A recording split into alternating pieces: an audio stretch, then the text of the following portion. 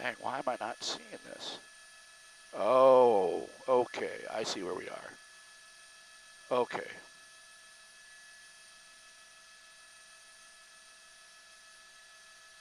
Okay, I got it. A little bit better anyways.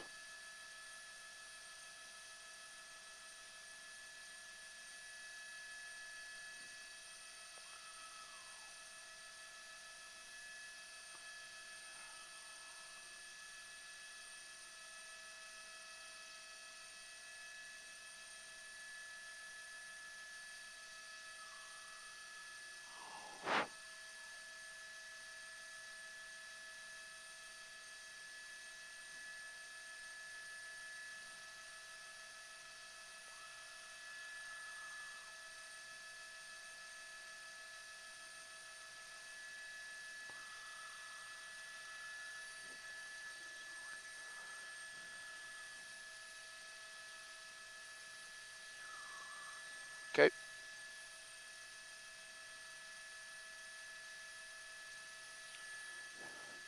Five's on the northeast side, back southbound. I've got you two over there.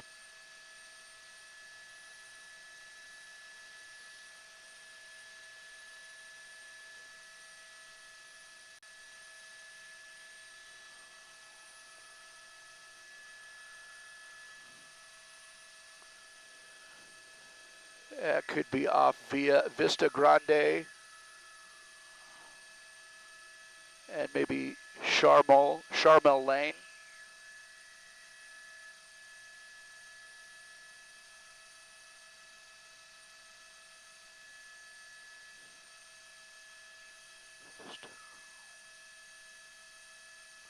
Charmel Lane.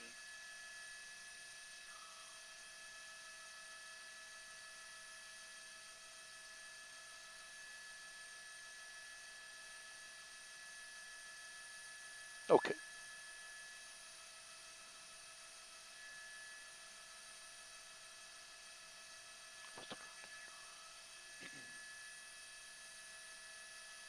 All right.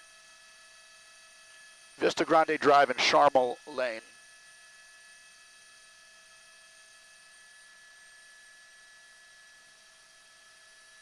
3,000 and above.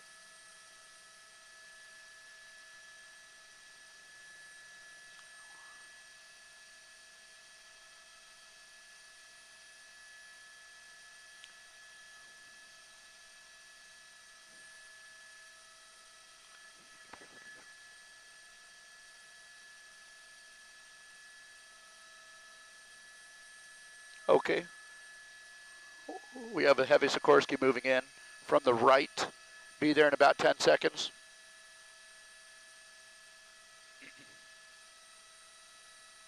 Okay. Coming into the shot from the right.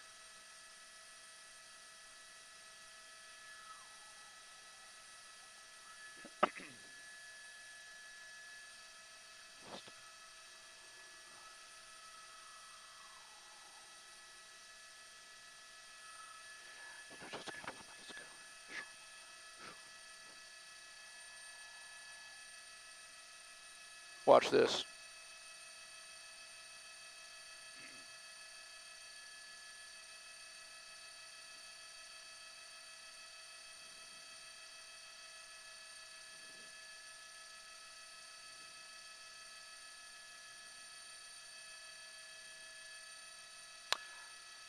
My goodness, yeah, the perspective would have to be completely different once you're on ground level from as opposed to our level here. We're at 3,300 feet above the fire here. Just to give you a quick update on location here, this is going to be on the hillside, just on the east side of Palisades Drive. This is going to be a street called Charmel Lane, right at the intersection of Vista Grande Drive. Now, a couple of minutes ago, Rich, our Sky 5 photographer, was really showing you something very, very scary. Fire that was in the backyards, essentially, of a couple of these homes. Now, thanks to the efforts of the firefighting helicopters, these water-dropping helicopters, as well as structure protection crews that are in place, it looks like they are able to hold the fire off at least temporarily here. But this fire is moving pretty fiercely uphill. Look at that heavy Erickson helicopter. That's an S-64 helicopter capable of dropping as much as 2,600 gallons of water over the course of multiple drops here. So that is what you're seeing right there.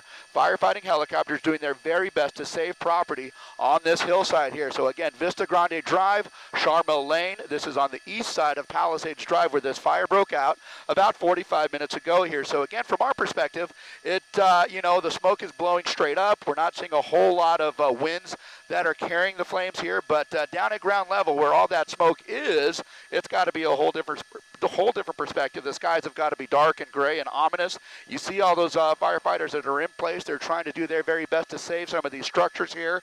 It does look like some of those flames have been beaten back by the water-dropping helicopters as well as firefighters that are on those properties there. But again, Charmel Lane, just north of Vista Grande Drive, is where this is taking place here. You got firefighters in the backyards overlooking the cliff there, and they are just doing their very best to save property here, guys.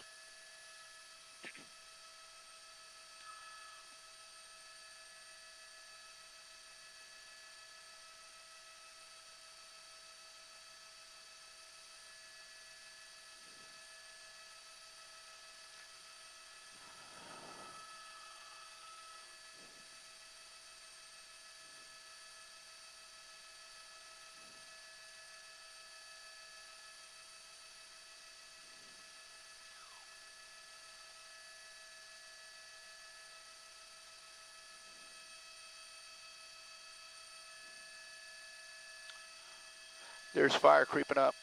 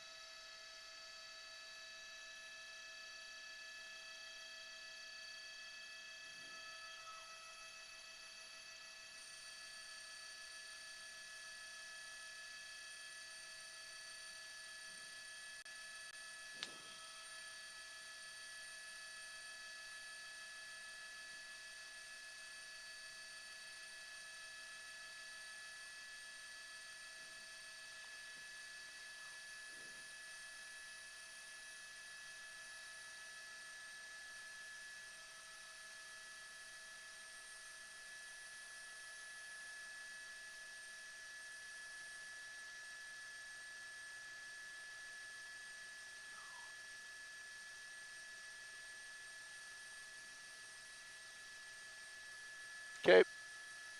Yeah, county fire's coming in from the left. County fire's coming in from the left. Quick, quick, quick, quick. Coming in hot.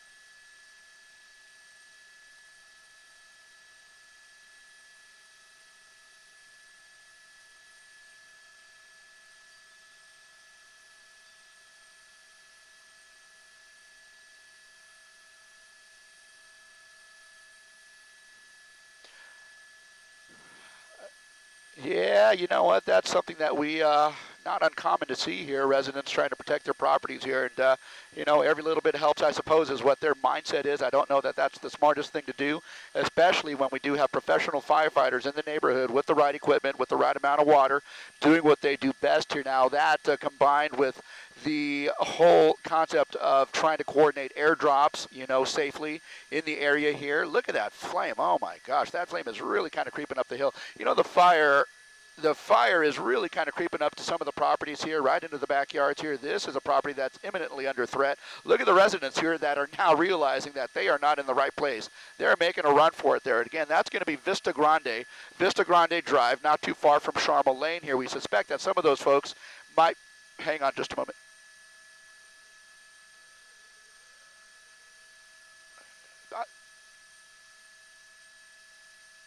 Okay, we're good. Okay.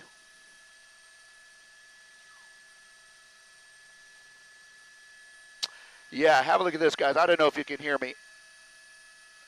Okay, if you can hear me, okay, here we go. You can see a lot of that fire is burning near the top of the hill. So that fire is essentially burning in the backyards of some of these homes here. Now, that is kind of the spread of the fire, as we can tell right now. It's essentially burning uphill towards the top of the hill, right towards those homes. Now, those homes are right off of Grande Vista and right off Charmel Lane here, just on the east side of Palisades Drive. If we widen out the shot, we can kind of show you the spread of the fire. The most active flank of the fire is that we are showing you right there. It's burning right there at the top of the hill, right up against the homes, and it's now in the backyards of some of those homes. Now, hopefully they will be able to stop that fire as it approaches some of those backyards here, but unfortunately, it does look like it is in some of the backyards. Some of these homes might sustain damage. We just don't know at this point. There is a steady stream of water-dropping helicopters that are coming in.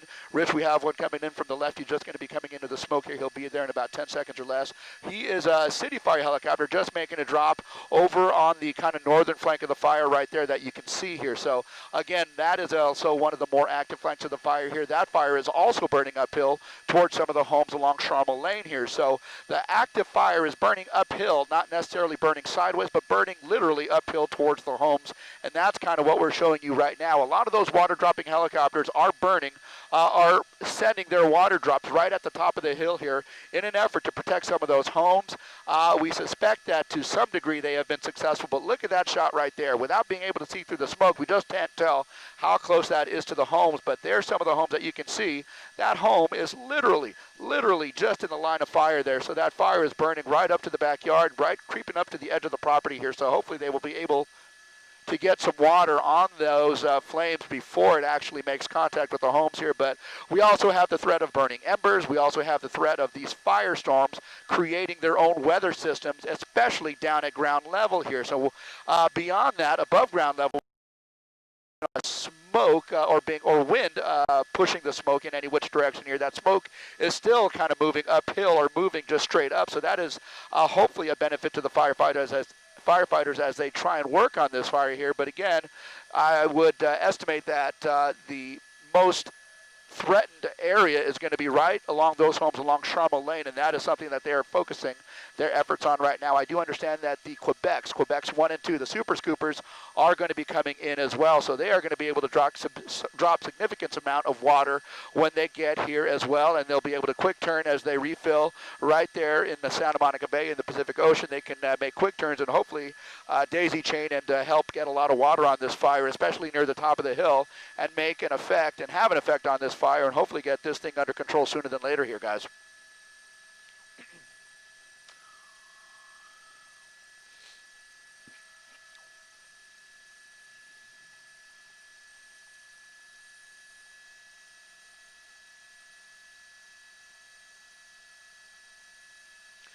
Just burning on the one side, Glenn. That left side that you see there, that's going to be the east side of Palisades Drive. Palisades Drive is that road, that winding road that you see there down at the right side of the screen there. And this is only burning on one side of the canyon, at least for now. But, of course, with shifting winds, burning embers, that could change in a heartbeat here. So there we go. We're coming around to the east side here, showing you the fronts of those houses here along Charmel Lane, along Vista Grande Drive, so that we can actually show you how close the smoke is, how close some of the flames are, how the firefighting effort is taking place on ground level here. So that's kind of what we're being able to show you right now.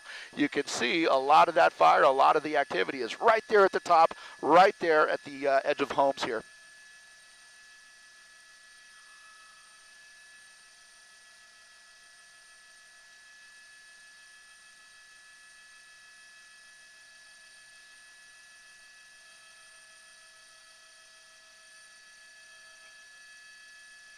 Okay, I've got you.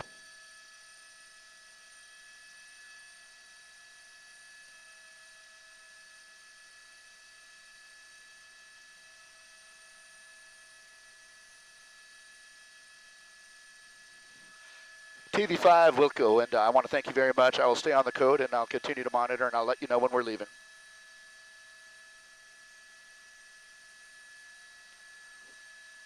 TV5, I get it. Thank you.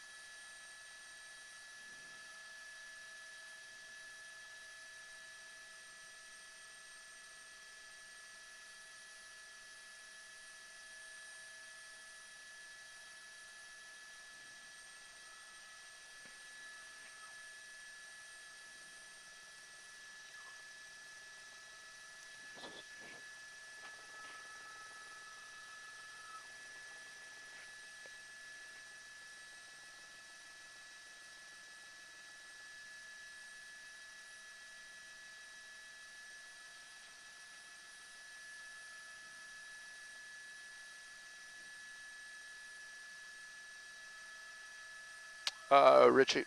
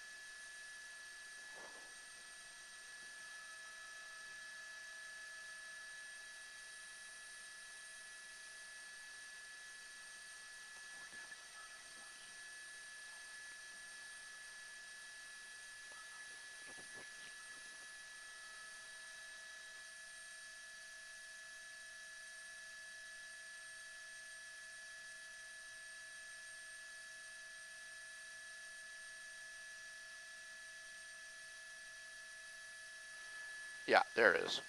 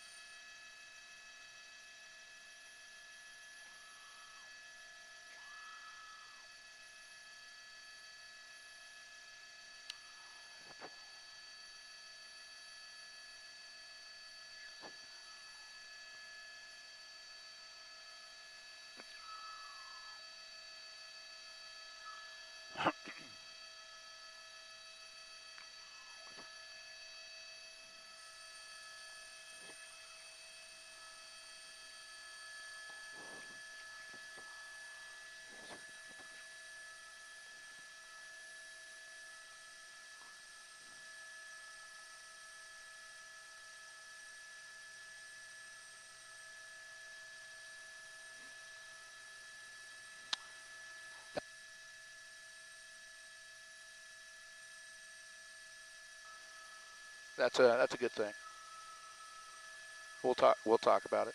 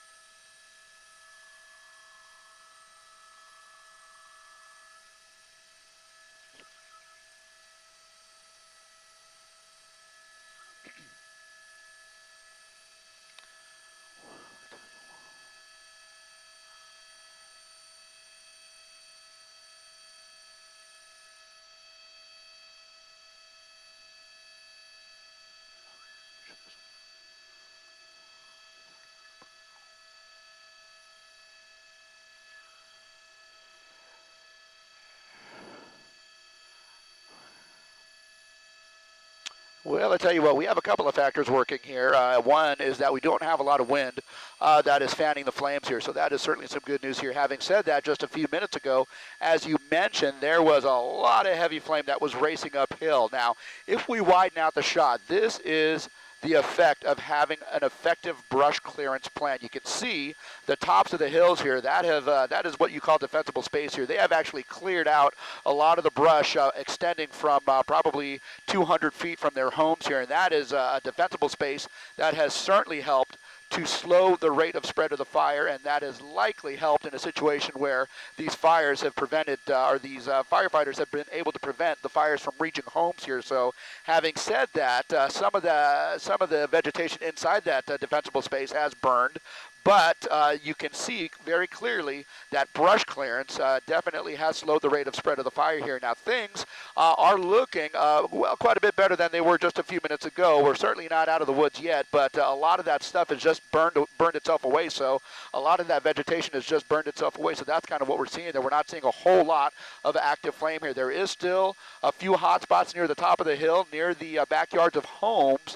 But with structure protection crews in place, with helicopters still actively dropping water on these fires, on these separate hotspots here, they will hopefully be in a situation where they can get the upper hand sooner than later here. But that defensible space is going to be super critical here, especially on these hillside homes. Now, if we widen out the shot and move to the left of the smoke, you can see the extension of that defensible space right at the tops of the hillside there. You can see. Look at the homes there and look at that defensible space. Look at that brush clearance that has been accomplished here, that has been done. This is all along Sharma Lane, all the way down towards Vista Grande here. So that defensible space is likely been a big help here in the aid of firefighters here as they try and save some of these homes here. So that is a very good thing, and it looks like brush clearance was definitely a factor for a lot of these hillside homes. Guys?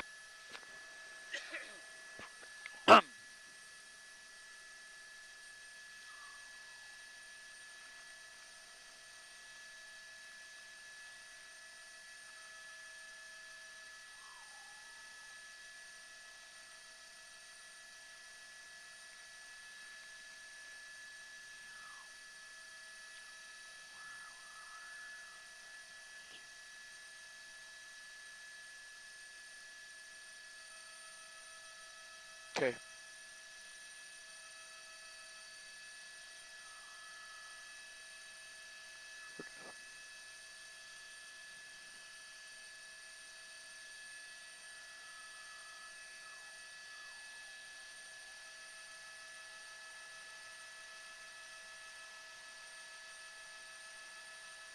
Oh, yeah.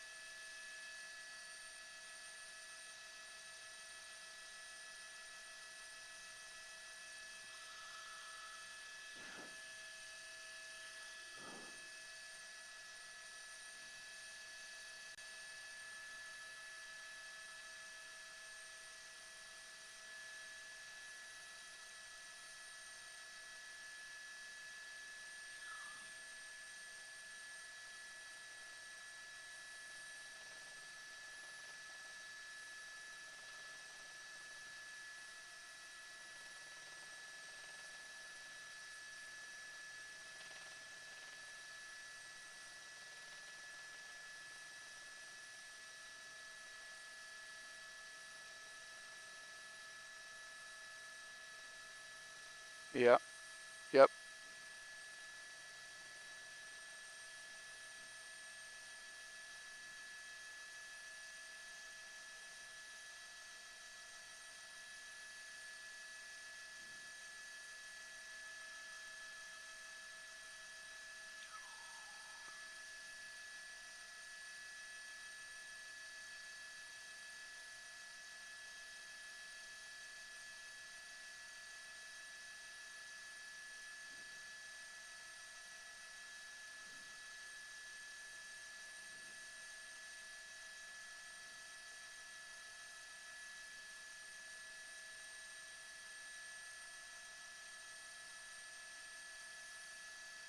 Wind shifting, going uphill or going up the canyon.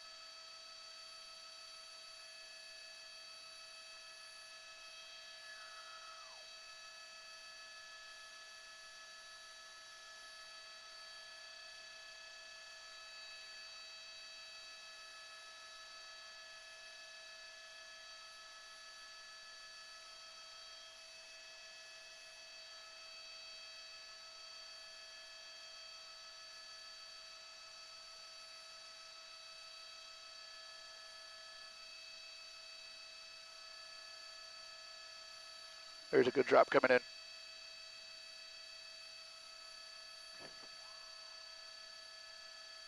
in. Oof.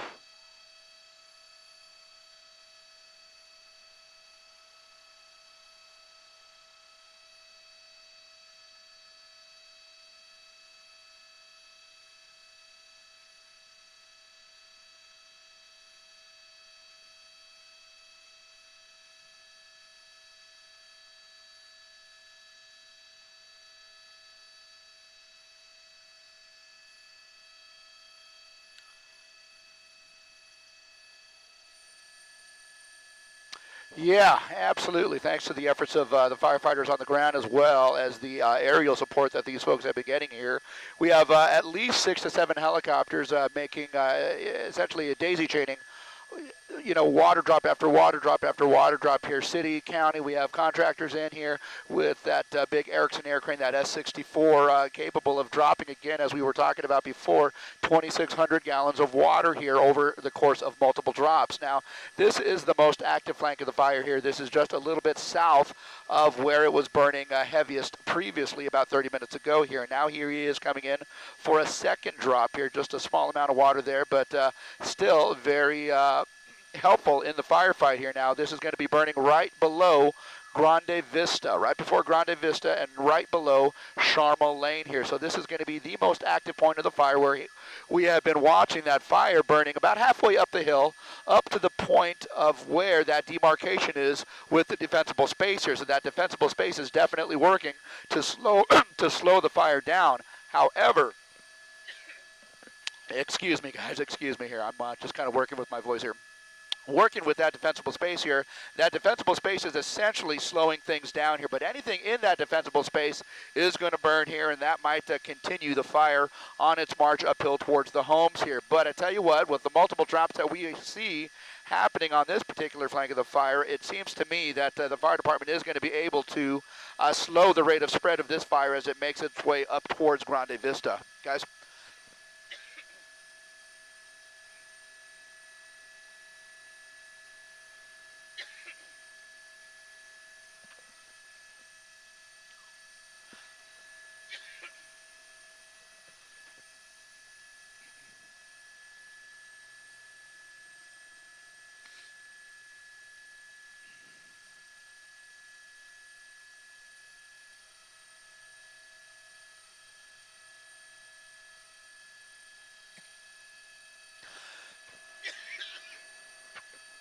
Oh boy.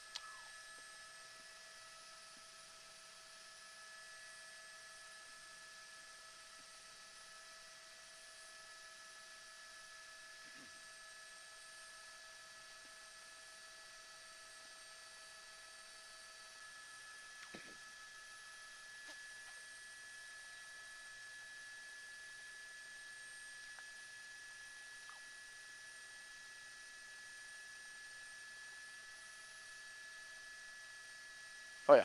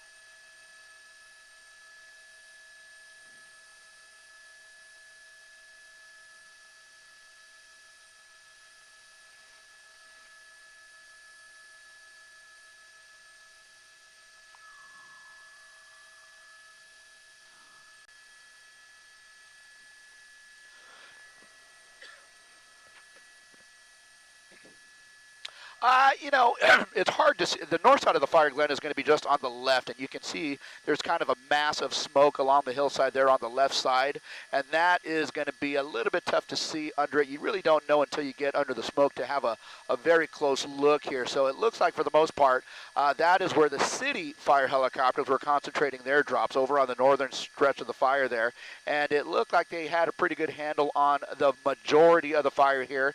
The county fire helicopters were working and continue to work the south edge of the fire here right along the hillside. So that is kind of the way they have spread the assets out. City fire helicopters over on the left, county fires, and that big S-64 working the right flank of the fire there. So that's kind of what we're seeing here. It looks like, for the most part, a lot of the active flame is essentially out at this point. We still do have areas of hot spots that will kind of pop up here and there. That is something that the hand crews on the hillside, as well as the folks up on top of the hill, might be able to attack a little bit easier. But again, they do have resources along Palisades Drive along the bottom of the hill. They do have firefighting helicopters still conducting their water drops as well. So still, it continues to be a very active firefight here, guys.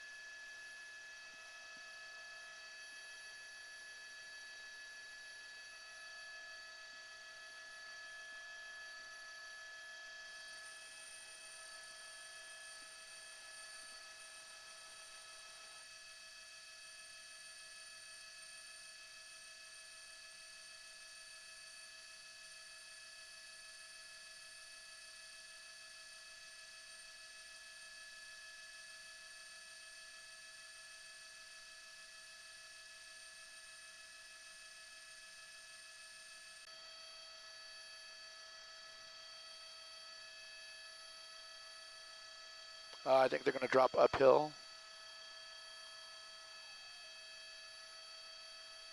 There they go.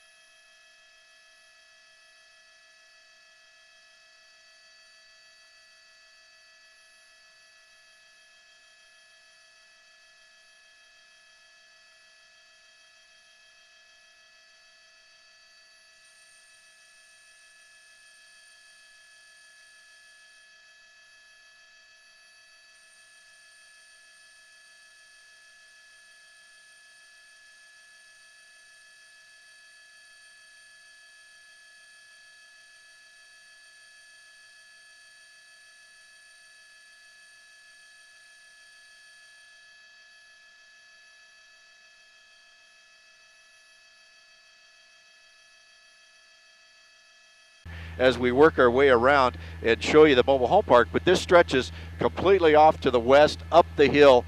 So right now it's really blazing out here, being pushed by the wind. TV5 copy. As we continue around here, we're just getting our first look at it as you are. Helicopters down low, CAL FIRE is out here with fixed wing, and this thing is going uphill, so it's being, yes, and so it's really causing issues here because you have now the wind driven and you also have the terrain driven on this fire, so they got two things working against them, and this fire down in that mobile home park is really just consuming everything in its way. We have a helicopter coming in for a drop here on the east end of the mobile home park. You see it right there. They're hitting in there close with those helicopters, but you can see how he's crabbing and how he's just swinging around. That's how much wind is down there and how much these helicopters are having to deal with down there. So right now it's really working its way through there, taking out structures as it goes. But again, it has really worked its way up the hill, and I'm going to estimate it now at well over 20 acres, because now I'm getting a little bit of a look at it as we come up the west or the south side of the fire here, and I'm getting peeks through the smoke, and it is screaming up this hill and over the hill. And I'm looking ahead, and there looks like there is some civilization off to the west. I really can't tell you which one it is because there's just so much smoke down there. But right now, as we work our way around the fire, it is really just out of control. CAL FIRE doing everything they can to stop it. I see FOSCHEC lines down there, which means they do have the fixed wing on scene trying to stop it and direct it away. But right now, it is a firefight by the helicopters down below. And right now, their big concern is that mobile home park down here where that fire is just ripping through it as we watch it burn here in Cali Mesa.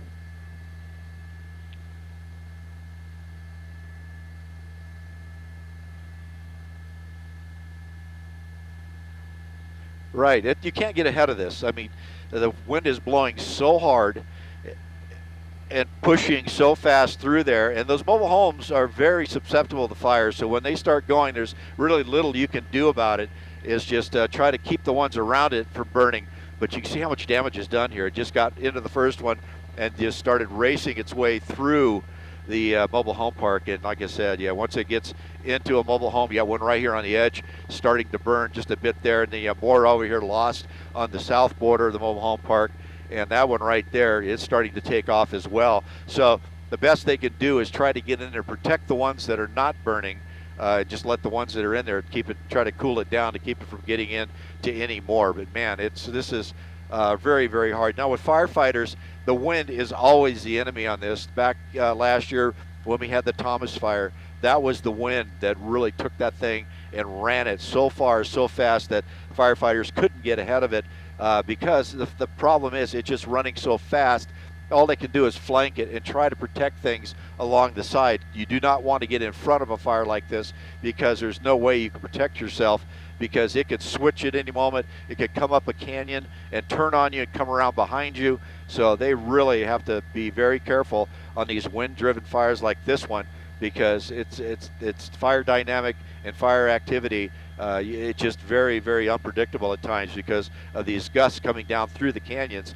And because of the canyons and the terrain, it can change directions at a moment's notice. But right here, you see, it was simple grass fire, just worked its way up very quickly, got into the mobile home park, started burning through there, and is stretching out to the west, up over the hill here. We're just on the north side of the 10 freeway, right here at Saddlewood, as we said. And so right now, so you see it's burning up in the grass there and up over the hill. And so now they're dealing with that as well. And then the structure protection units are down there in the mobile home park trying to work it. So all-out firefight from the sky. Guys on the ground are just doing whatever they can do to slow it down, to steer it, and try to keep it away from any type of residential property that they have out here. But right now there's so much smoke in the path of this fire, it's hard for us to pick it out. There's the 10 freeway right to the north of the fire. And you can see the industrial area right there. It's kind of going around that as well. And there's a hill just in that smoke column. And so it'll work its way up that hill and has already stretched, I would say, at least 20 acres up that hill and pushing as fast as it can go with this wind and terrain.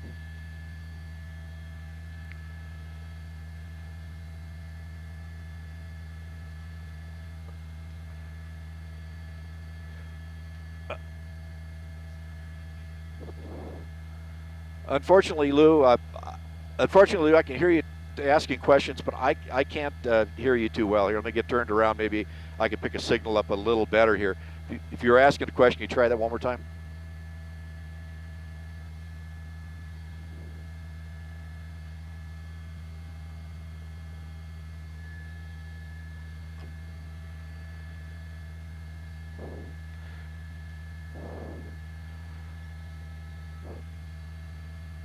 I think by the time we got here, that was already done deal. I mean, this type of fire coming so fast, there's no time to pack up.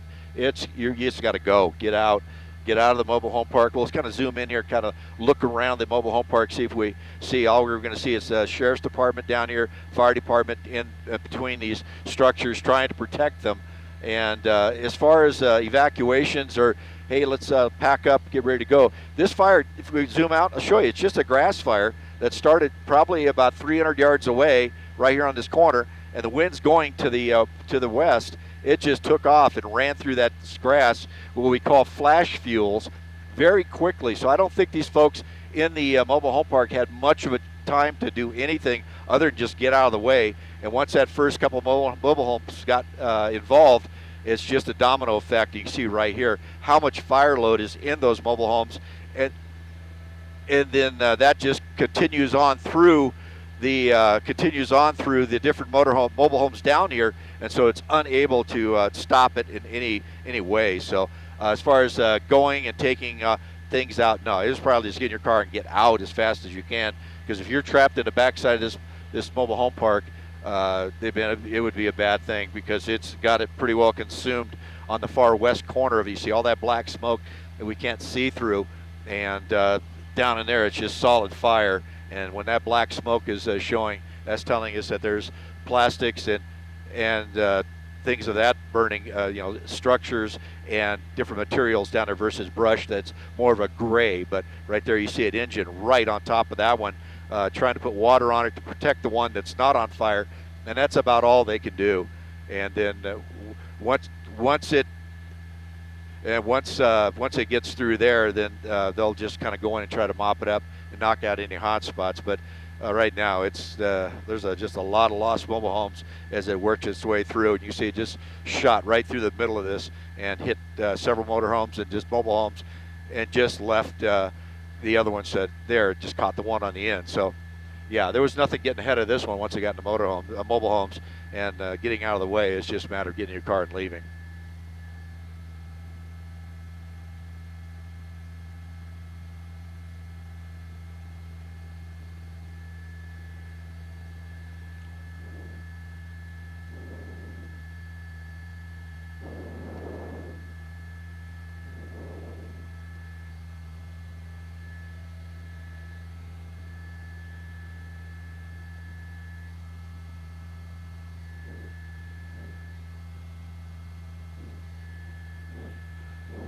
Yeah, that's what they try to prepare you for. If they tell you to be aware, if they have a high wind event coming, we have low humidity, it's just a perfect recipe for fire.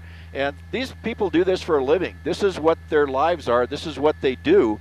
And when they give you that warning, you need to really heed to that warning. So right now, you can see, 7, I got you on here. And so, as you see, this fire started with a simple grass fire. And as you said, it could have been a lawnmower, it could have been a weed clearing situation, but who knows? But it took off, it ran about 300 yards, hit the first mobile homes, and then took off through there.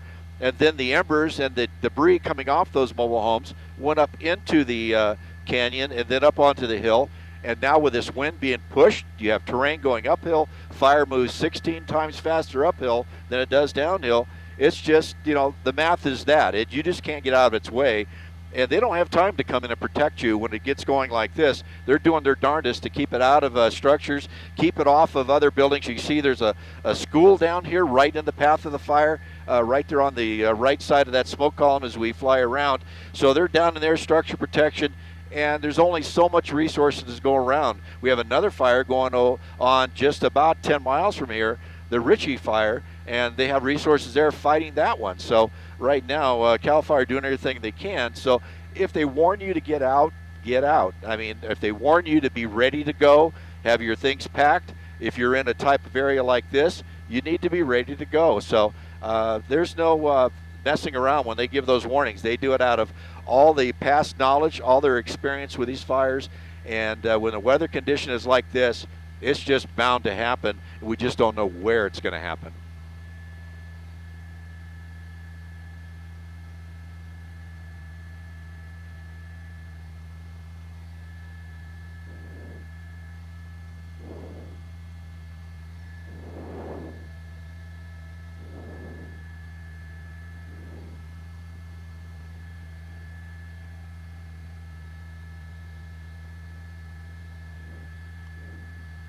Oh yeah, it when a structure takes off, it starts casting embers downwind. It depends on the wind, how fast it's going, and with a structure fire, you have a lot of heat, so you have a lot of lift.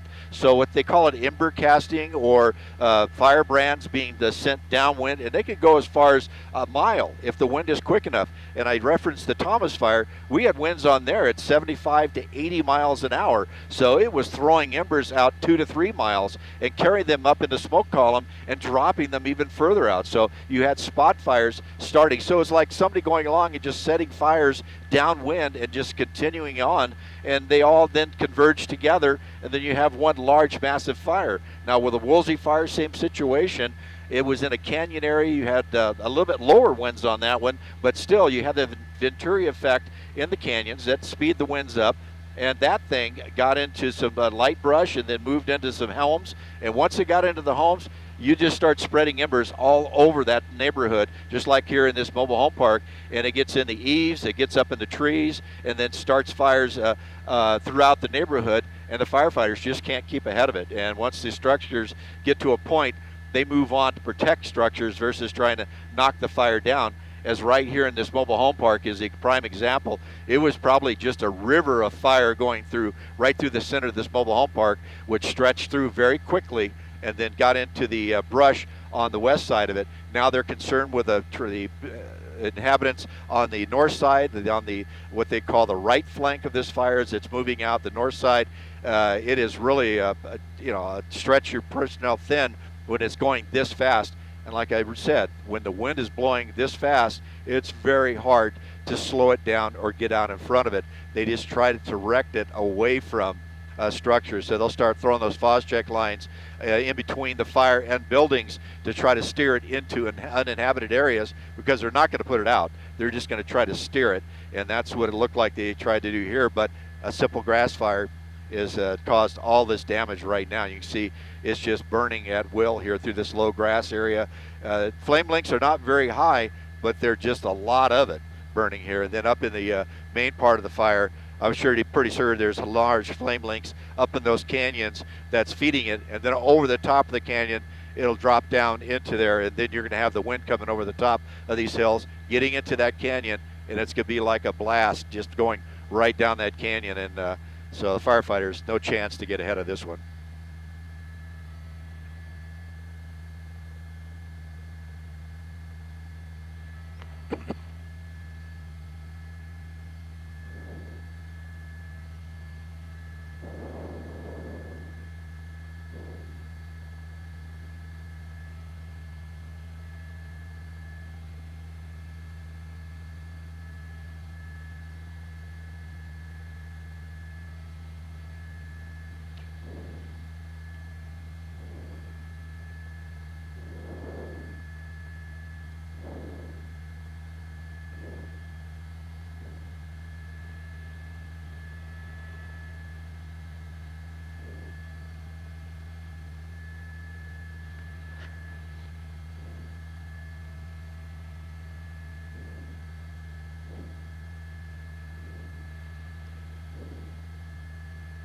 Right. As you have the difference in temperatures going on, you have the hotter temperatures in the inland area versus over the ocean. The wind starts moving towards that.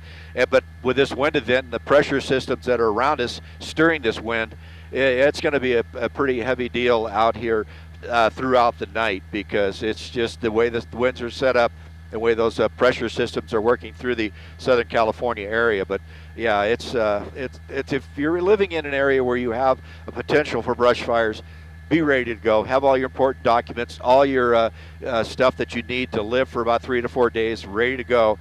And when that word comes, don't question it. Just go. And hopefully, these folks here got enough warning, but I don't think it was much to be able to get out of there. And as you said, Glenn, there's only a couple ways out. And this mobile home right here is burning, and that one right next to it, just from the radiant heat from it, will soon spark off unless they get a structure protection unit in there. But you have the brush all in front of these mobile homes burning, and it's just so much fire that they don't want to get down in between there. Because let's widen out. Let me show you an example here. So widen out. So right there, stop right there. So you don't really, that fire truck that's going down, fire engine that's going down in there, he's going to have fire on 4 sides. With all this wind going on, he could be very easily stuck in the middle of that. But I'm sure they're keeping a close eye on it. So that's what they got to worry about. They don't want to get themselves stuck in a situation where they have fire on both sides of their escape route. But he's cautiously working his way down here. All this area is completely burned. You have like 4 here on the left side of the road that hasn't, or 5 on the left side of the road that burned, but you got one well involved down to the west.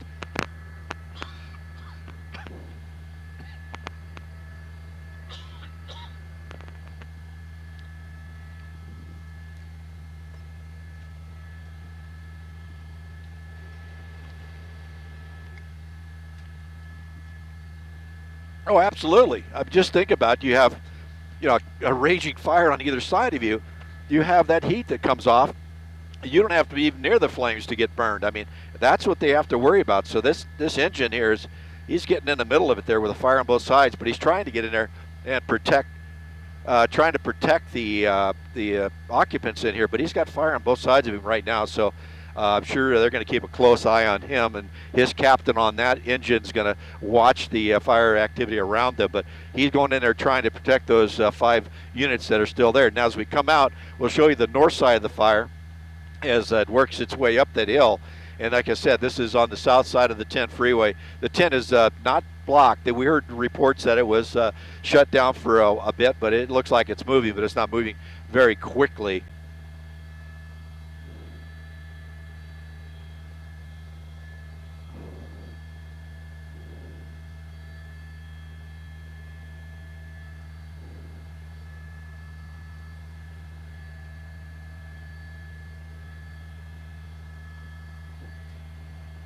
Seven five's got Chuck slow crawl behind you.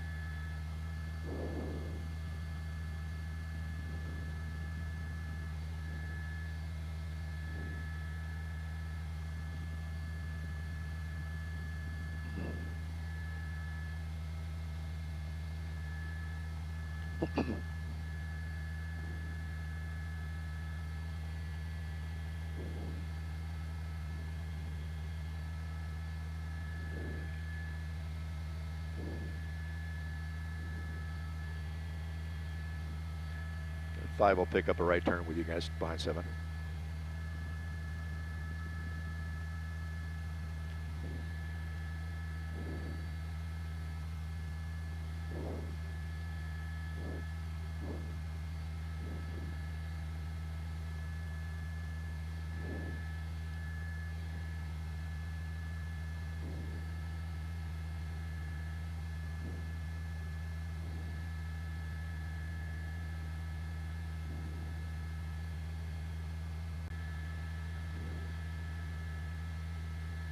Got BAE 146 going right under us. I don't know where he's going now.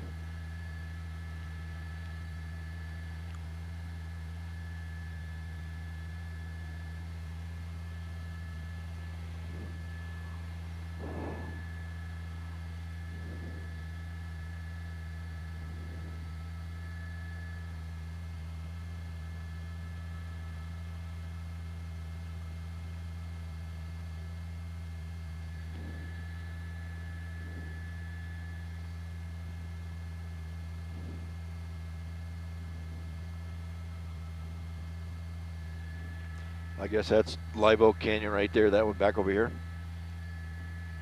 Don't worry about it. Don't worry about it.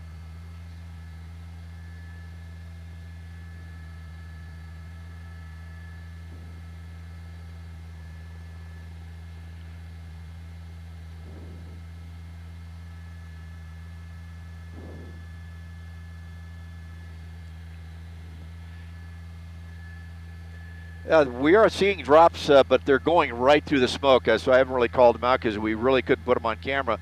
They have the big jets out here, the BAE 146 dropping its loads along the south side here, trying to keep the fire on in a path up into the area where there is very little very little inhabitants. You see right here, that part of the fire is where they're using the drops to steer this fire. But that's what those guys are doing. But the firefighters on the ground down here, and then the helicopters are in close, hitting close support for the ground troops that are in here fighting this fire. And let me talk. We talked about the time these folks had time to get out. You have to think about it. This fire started in a grass fire, like I said, about 300 yards to the north or to the east of the mobile home park. They were probably covered in a thick smoke during the whole time trying to get out of there. So you can imagine the confusion of what was going on this fire at the very beginning. And I see a ST2 making a drop here on the south border of the fire, just kind of zip right out of the smoke. And right there you see the Phos-Chek coming down.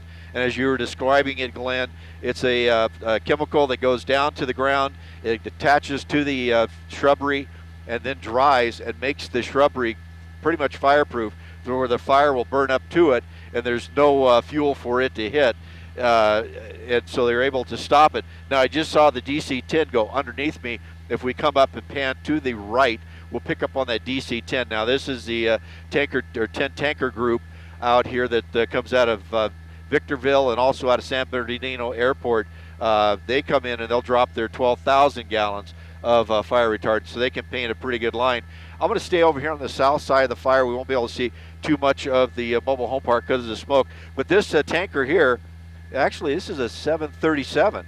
This is one of the newer ones that are here. It's actually a 737 that the Colson Fire Company is working with, and it's going to come around and go over the top of the smoke here and then work this south flank, as we call it, the south flank of the fires. It's trying to paint that line up the hill, but he's coming around taking a look. There's that air attack aircraft overhead that gives him direction, and then he'll pick up what's called a lead aircraft, and that lead aircraft will direct him exactly where they want him to go. I thought that was the 10 going under, but I don't see the engine on the tail, so that's the 737 that has just been brought up into service here recently to augment the firefighting from the air for the Colson Company and also 10 tanker to get the big iron on this fire. And they can lay down a pretty good swath of Phos-Chek, and as the smaller S2Ts only carry about 1,600 gallons, these will carry upwards of 12,000 gallons for the DC-10 and then these tankers here probably about 6,000 to 8,000 as they come through. And he's making his turn, coming around from the east. He's probably going to hit this flank. You see that orange line there in the screen near the fire. They drop out in front of the fire and let it burn up to it, because they got to give it time to dry to a point and to coat the shrubbery and take that fuel away from the fires. He's making that left turn, swinging around, and you just have to be in awe. These are passenger aircraft that have been changed and configured to do this kind of work, and the firefighters that fly them are probably former airline pilots who have a lot of experience in this airframe. But to get this type of aircraft down low and slow, not what it's designed for, is just hats off to those pilots to be able to get in there and get tight. So you see him making the turn, starting to descend, getting lined up on the fire line, and once he gets to the point where they want to drop, they'll start releasing Phos-Chek here. We'll see as he makes its run through, and you see the Phos-Chek below, and hopefully there it is right there, dumping out from the interior tanks and just painting a line right along, and a very thick drop right there. So that's going to stop the fire in its track here on the south side. That's exactly what they want to do. They're just trying to steer this fire into the uninhabited area of the hillside and stop it from coming down to the south. And fortunately on the other side, the north side, it's a little tough for them to do it there because there's so much smoke on that side. So right now you have what they call the very large air tankers up here. We have 2 of them working this fire along with the smaller ones trying to paint that Phos-Chek line. But going back to how this fire started, I just can't imagine the amount of smoke that was going over those homes as it burned its way towards them, and those occupants trying to get out of there. But as we've been talking, once it got into those mobile homes, it just raced right through there, and you can see there's still a lot of fire in that park as it burns its way to the west.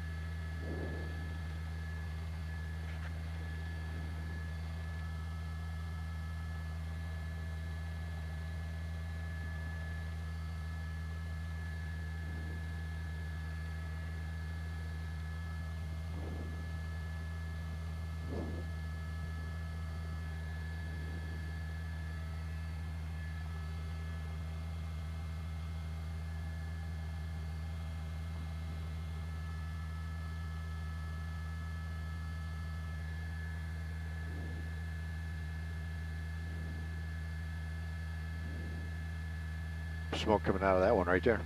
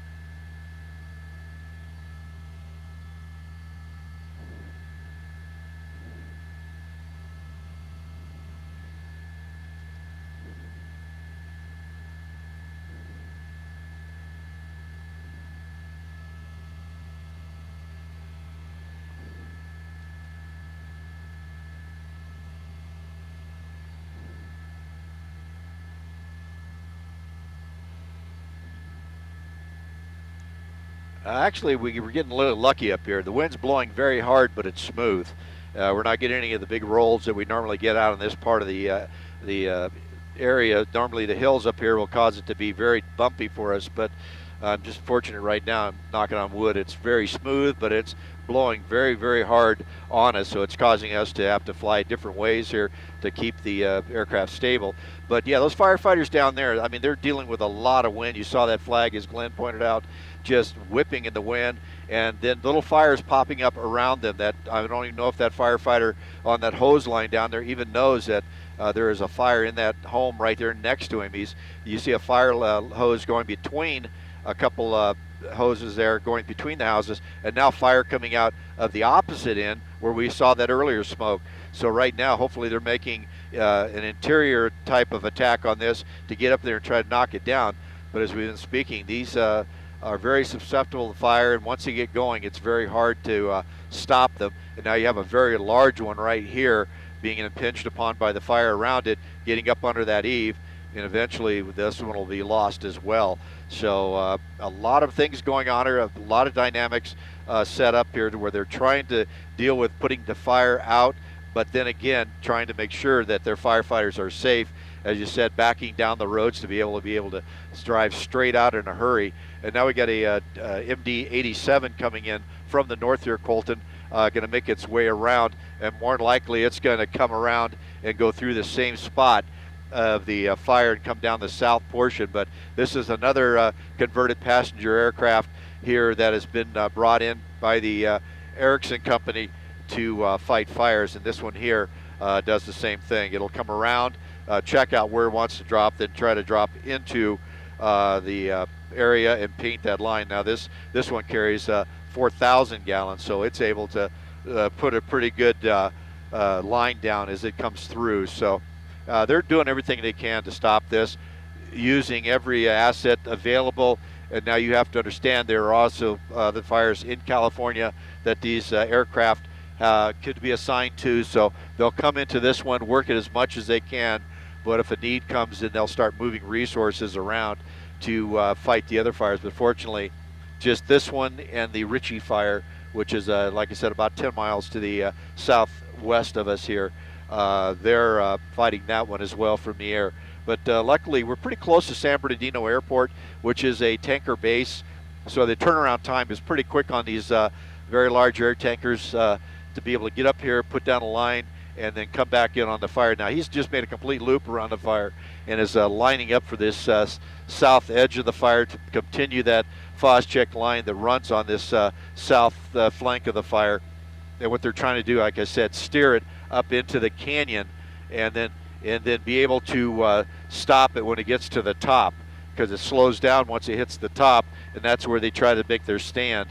They're not going to get them as it works its way uphill, but as it comes down is when they can get at it. But right now, the loss of structures in that mobile home park is just unbelievable, and it's no sign of that slowing down. So what they're doing here, this MD-87 is going to come along and paint this side of the fire and try to stop it over here, because that's what they're dealing with, how fast this thing is moving, as well as those helicopters are down in that smoke working that fire. We're never going to see them because they're in the middle of it, dropping water on the areas where structures are threatened and trying to slow it down so the ground crews can work with their hand tools to cut fire lines around any type of structures. But you can see how much it has burned just since we've been here. Right now, it's like you said, I think you said it was 150 acres burned. It was only reported at 20 acres when we arrived. So you see how fast it spread, and you see that's a lead aircraft coming in, and behind him you see that smoke come out? That's the smoke they give the indication where they want the Phos-Chek dropped, and you're going to see that MD-87 come in with its 4,000 gallons right behind him and get that thing down low and slow. And these aircraft have to even drop their gear, their tires and wheels, to come down and to put out drag to slow them down. You see the gear coming down right there?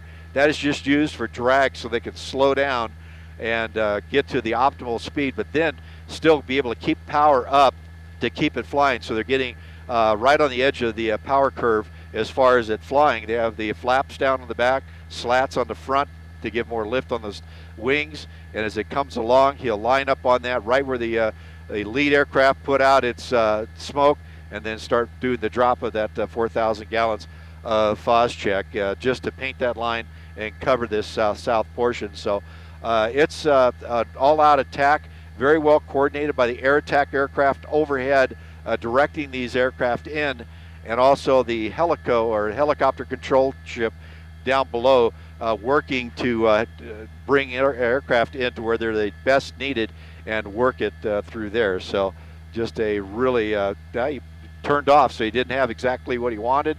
Didn't want to drop the load and waste it down here, so he's going to come back around and take another run at it. We see that happen a lot, where they'll come down and not like the lineup they have, and then turn off and come back around for another run. So firefighters continue. The hand crews down in there working the fire lines as well as structure protection units in that mobile home park.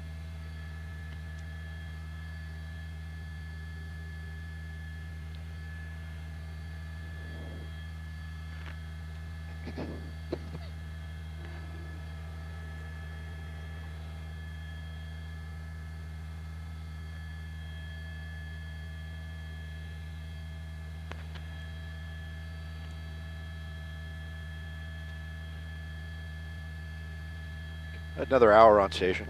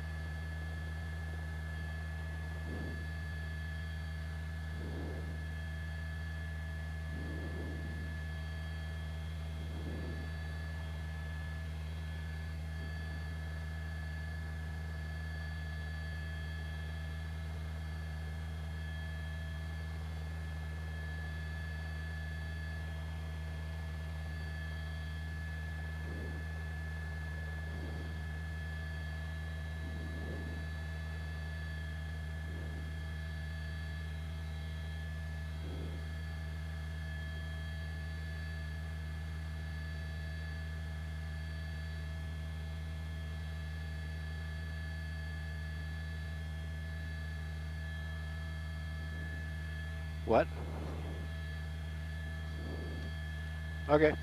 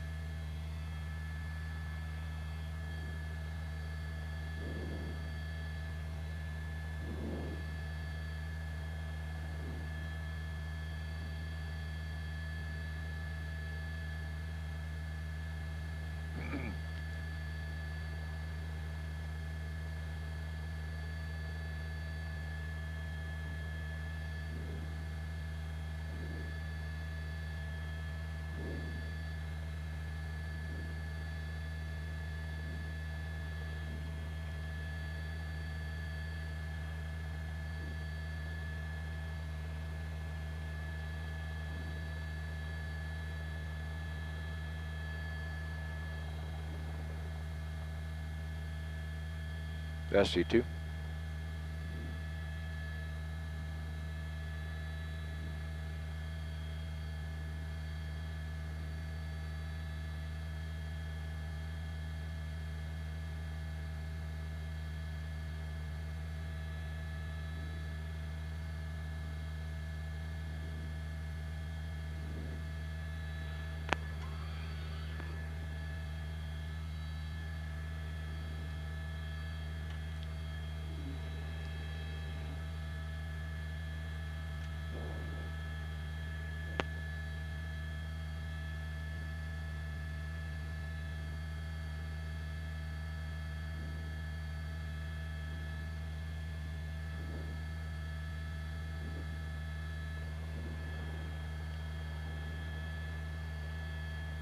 Five's up at 7,000 on air.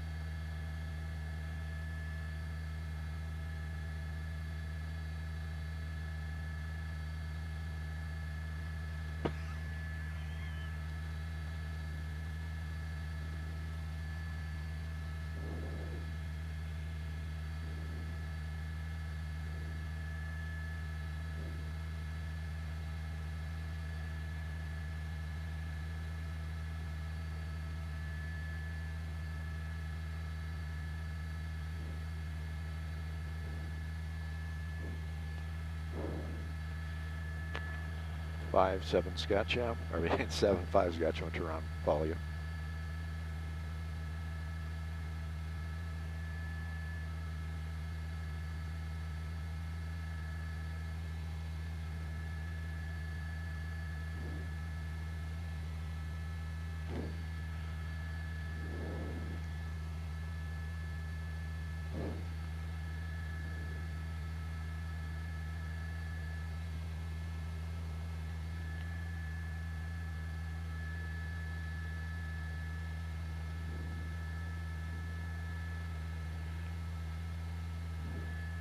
Five's got 9, pass right, right.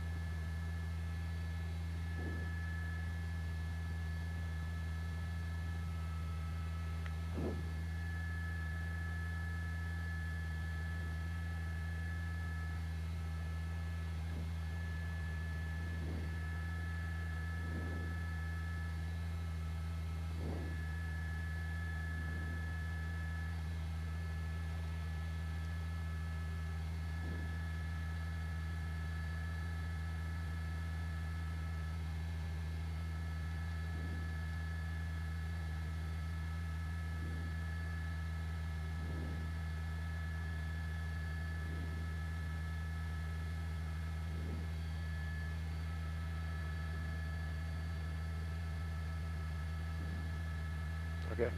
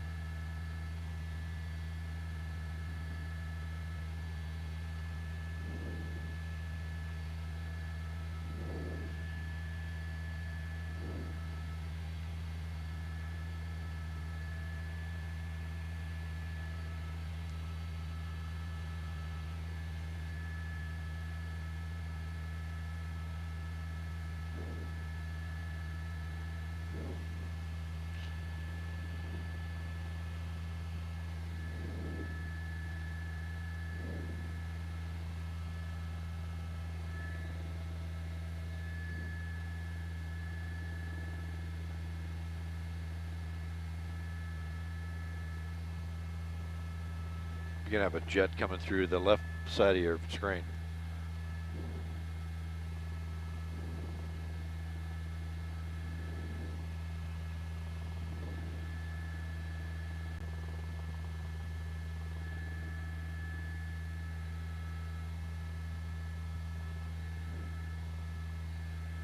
Five's on the east side going south, crossing the 1075.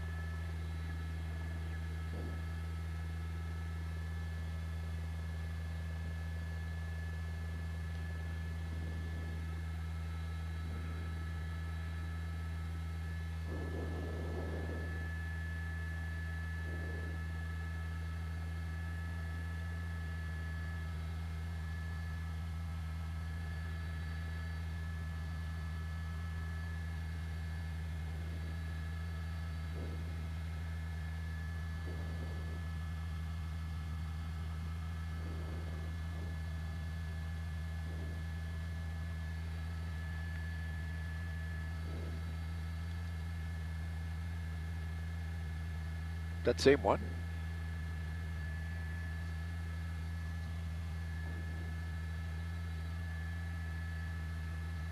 Right.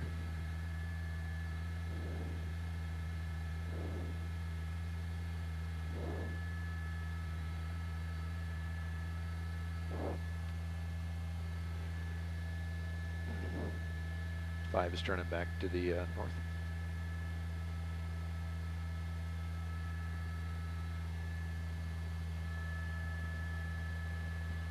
Seven 37's back. Yeah.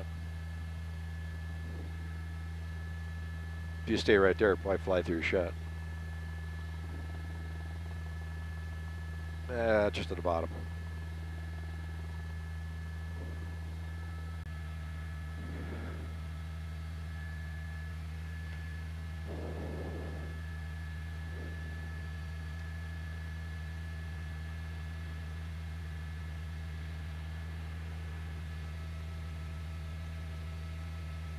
See it?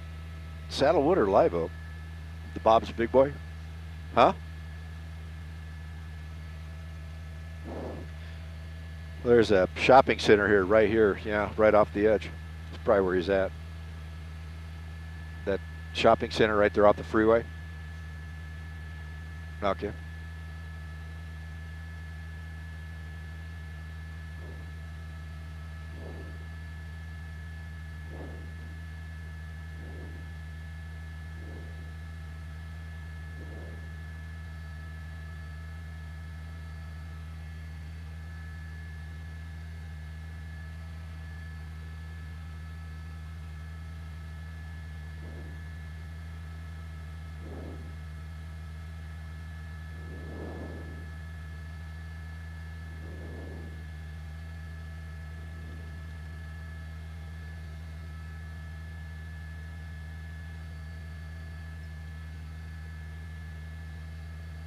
He's down by that shopping center right there.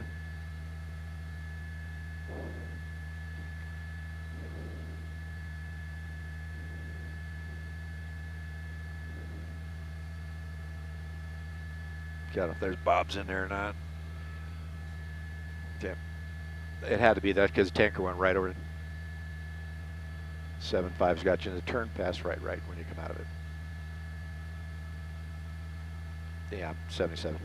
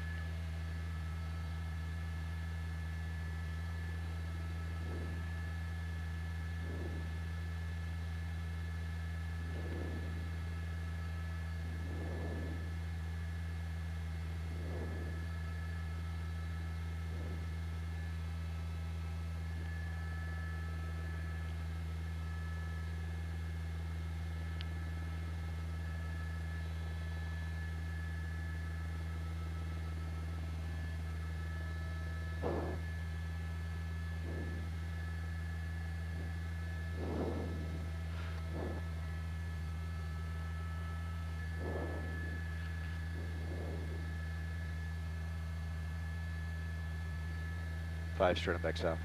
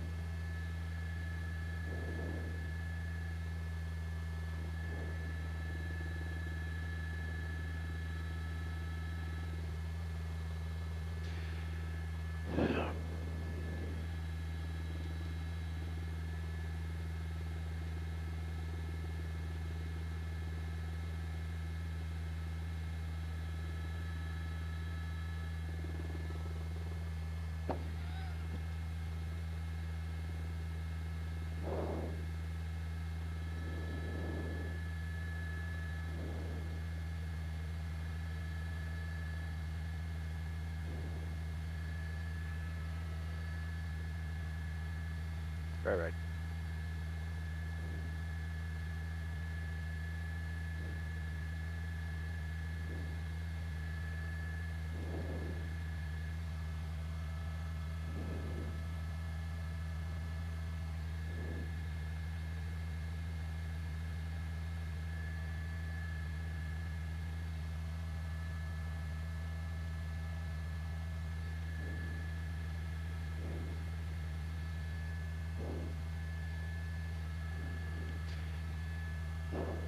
That's how I got here, but I don't think it's, I don't know.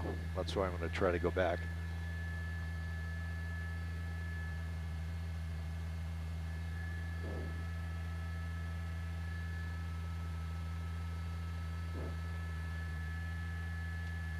I'm looking at about 35 minutes, 3.5.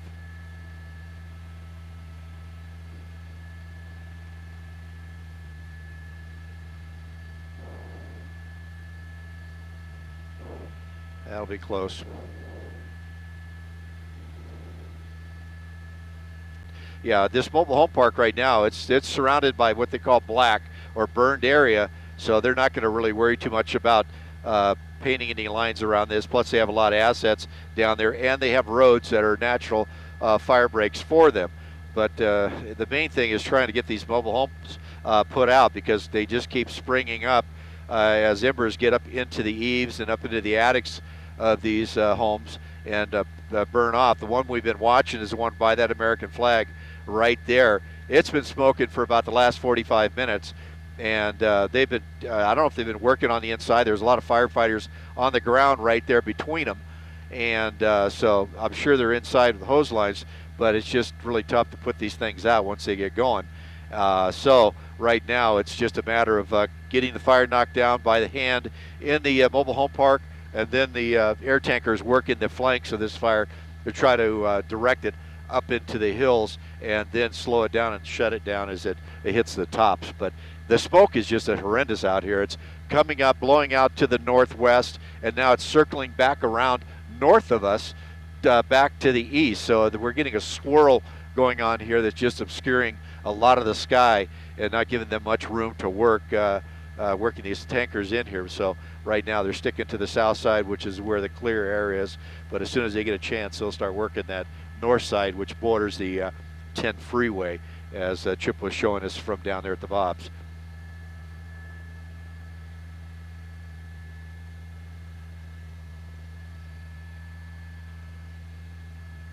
Oh, I didn't even see it. That's the black one is 9. Was he on the altitude? All right.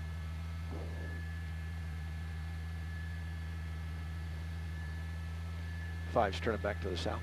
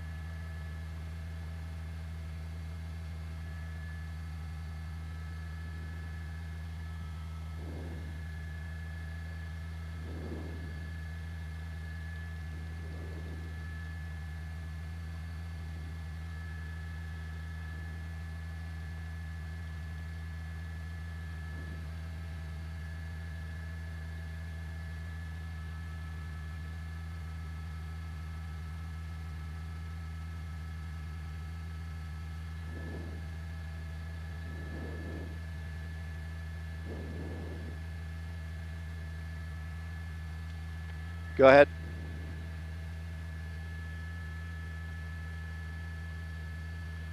March Air Force Base.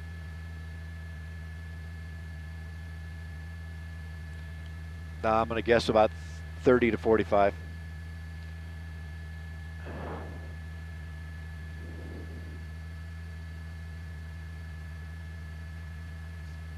Huh? Okay.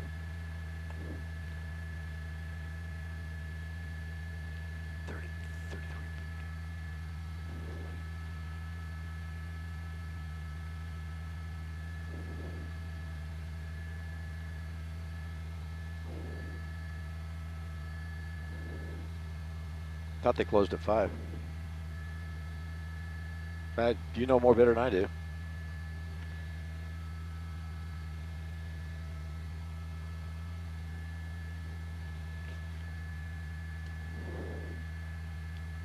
Five's turning back north, south.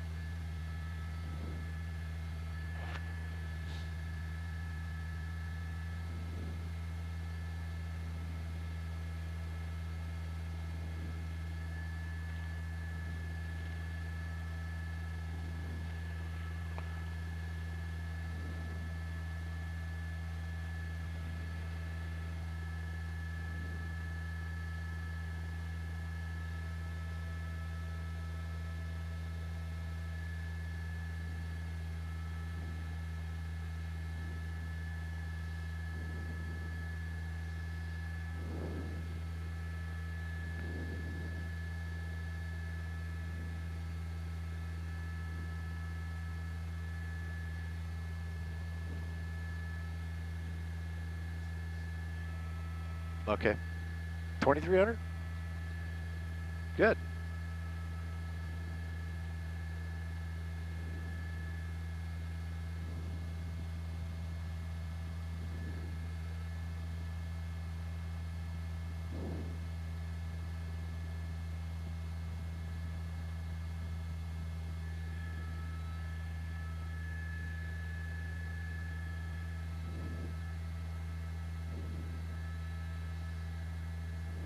Six.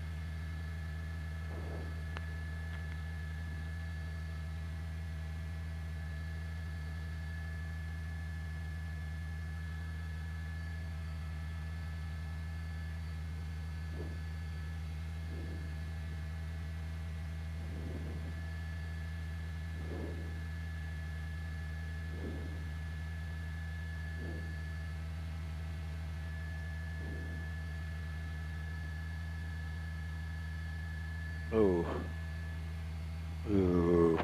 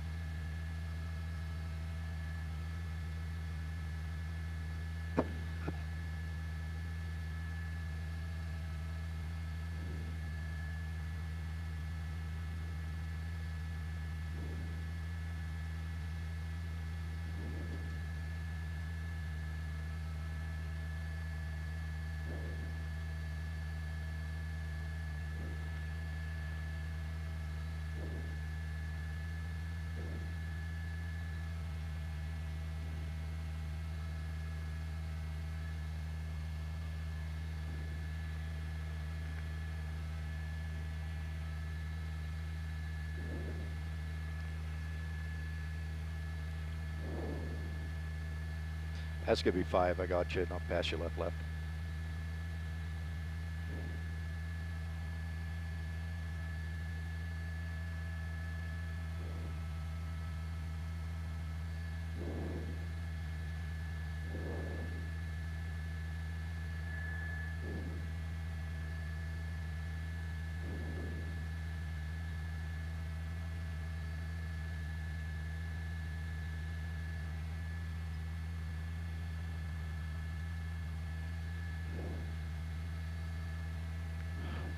I'll turn. 5's turning back south.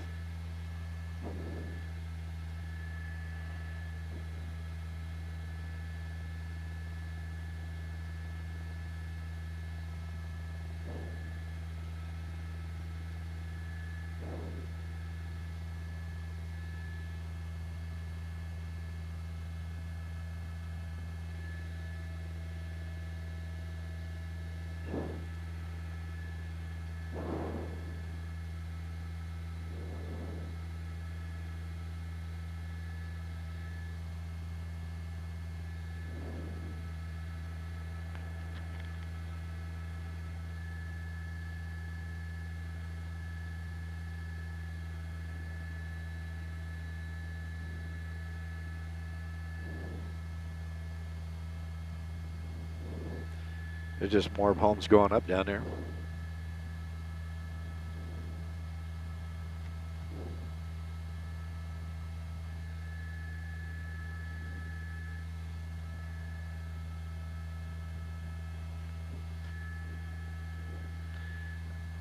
Yeah, we're just watching this continue through the mobile home park here. It looks like it just continues to burn, jumping home to home. And this is in the west portion of that park, and the fire just keeps going through there. And this area right here seems to be the hottest burning part of it. And they're in there with a lot of assets trying to put it down, but unfortunately, it's just burning so fast and so quick through those that there's just too much burning right now for them to be able to get a good handle on it. They're also probably having an issue with water because you get too many tankers or too many engines up in there pulling from the system. It can stress the system and cause it to shut down or not give them the amount of water they need. But they're probably using water tenders to come in and supply those engines so they can fight these fires. But yeah, this west end is still well involved. You see multiple homes there burning. You see a truck right there working the best they can with a hand line.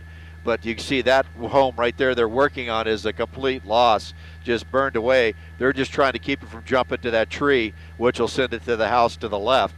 So they, they're doing everything they can to try to protect it. But this, as we described it earlier, was just a river of fire that came right down the middle of this mobile home park. You can see the path it took as it came away from just a simple grass fire that came up from the east side, got into the mobile home park right here, and then just raced right through, sparing some of the mobile homes, but destroying a lot in its path, and it's still marching through the park here as it works its way to the west, and that's pretty much the furthest west of that the mobile home park extends. You have a couple more back in there under that heavy smoke, and that's what the firefighters are going to try to protect, but it's going to be very hard for them to do that with this wind coming out of the east, blowing those embers and the fire along the way. Now up in the hills, it is really laid down up there. They've done a great job of funneling this fire. You see the black in the middle there between the two smoke columns where they're focusing the ground attack, but the air tankers are still doing their work along the right and left flank of this fire as it works its way up the canyon to the west.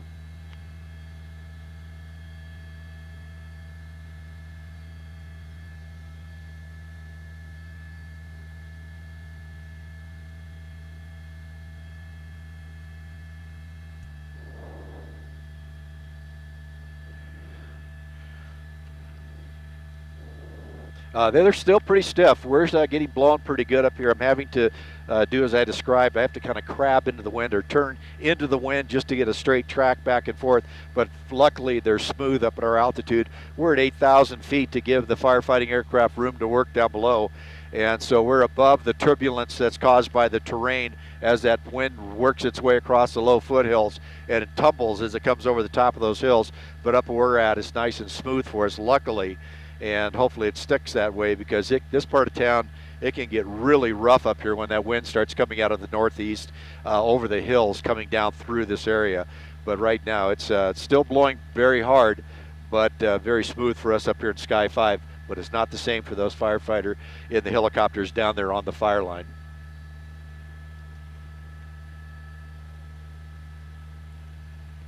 Turn it back north.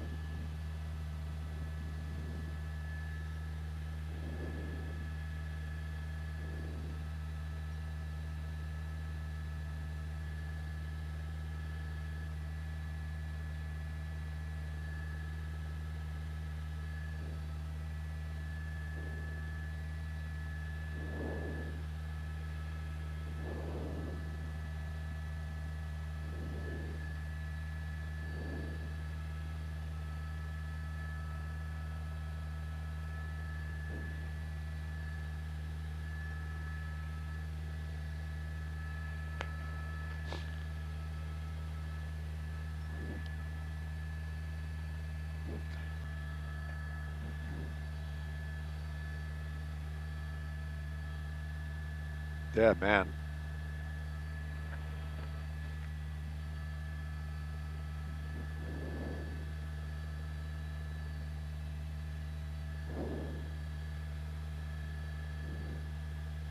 How far away?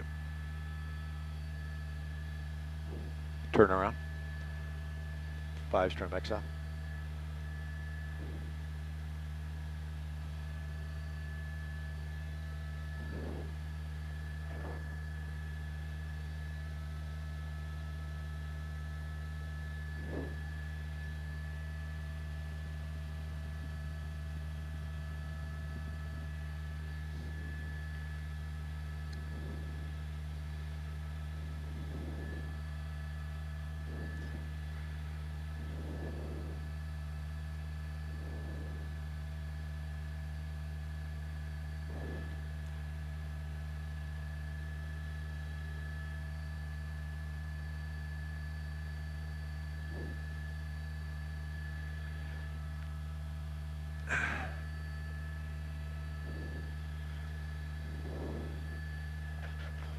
Right.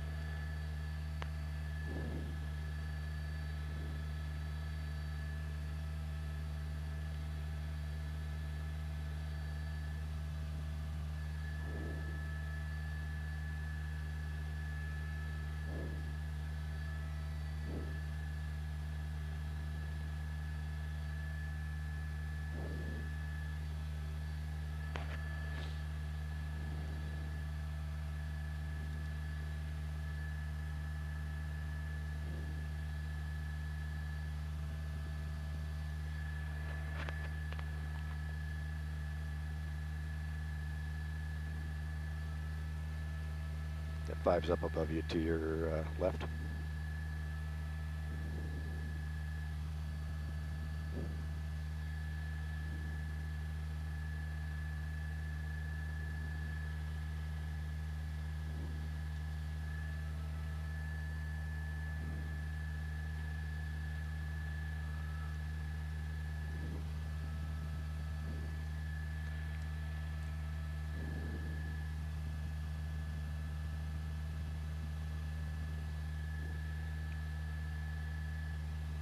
I can't see it, so.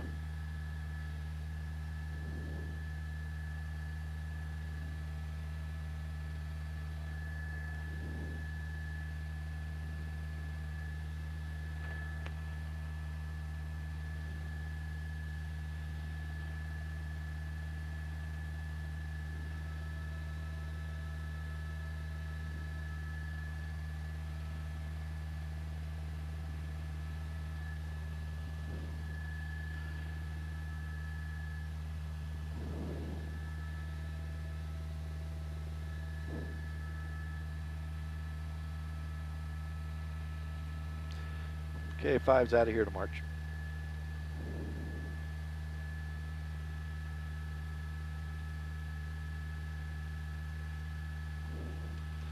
Going to march.